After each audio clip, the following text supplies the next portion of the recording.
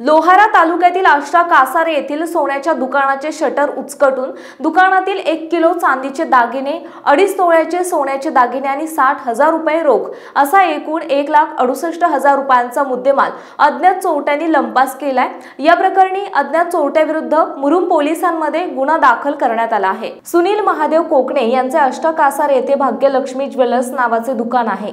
सोमवारी 7 तारखेला संध्याकाळी 7 वाजता दुकान बंद करून घरी गेले। मंगळवारी 8 ला पहाटे 3:15 वाजताच्या सुमारास गावातील अरुण तडकले याने फोन करून सुनील, तुझ्या सोन्याच्या दुकानाचे शटर कोणीतरी अज्ञात व्यक्तीने फोडले आहे आणि शटर अर्धवट उघडे आहे असे सांगितल्याने त्यानंतर फिर्याद त्याची पत्नी आई वडील सोन्याच्या दुकानावर येऊन पाहिले असता दुकानाचे शटर अर्धवट उघडलेले आणि वाकडे झालेले दिसले।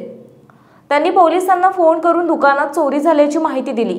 मुरुम पोलीस 15 मिनिटांमध्ये दुकानाकडे येऊन पाहणी केली। दुकानातील तिजोरीत आणि काउंटरमध्ये ठेवलेले 1 किलो वजनाचे कडली, जोडवे, बिंदली, लहान मुलांचे चैन, बिजवे, गणपती मूर्ती, लक्ष्मी मूर्ती असे 1 किलो वजनाचे 35,000 रुपये किमतीचे चांदीचे दागिने, 2.5 तोळे 73,000 रुपये किमतीचे सोन्याचे दागिने, 60,000 रुपये रोख असा एकूण 1,68,000 रुपयांचा मुद्देमाल अज्ञात चोरट्यांनी लंपास केला। या प्रकरणी भारतीय न्याय संहिता कलम 331(4), 305 नुसार मुरुम पोलिसात अज्ञात व्यक्तींविरोधात गुन्हा दाखल करण्यात आला आहे। या प्रकरणाचा पुढील तपास सहाय्यक पोलीस निरीक्षक संदीप दहिफळे यांच्या मार्गदर्शनाखाली पोलीस उपनिरीक्षक राहुल पतंगे करीत आहेत।